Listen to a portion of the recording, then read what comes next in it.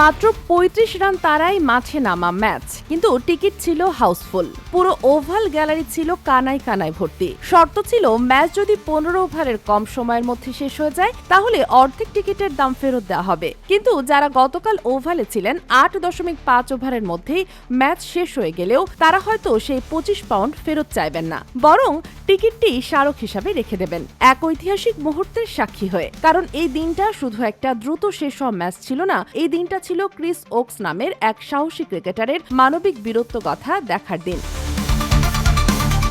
ভাঙা কাঁধে স্লিং বাঁধা, তবুও ব্যাট হাতে মাঠে নামলেন ওকস।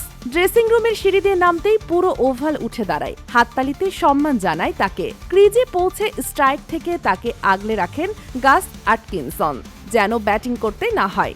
শেষে জয় পরাজয়ের বাইরে দাঁড়িয়ে গিয়ে শুভমান গিলদের মতো প্রতিপক্ষ তার সাহসের জন্য এগিয়ে এসে কুর্নিশ জানান। অনেকে বলেন ব্রোকেন বাট নট বিটেন। শুধু ১৬ মিনিট ক্রিজে থাকলেও এই এক হাতে ব্যাট করতে নামা দৃশ্যটা লেখা থাকবে ইতিহাসে।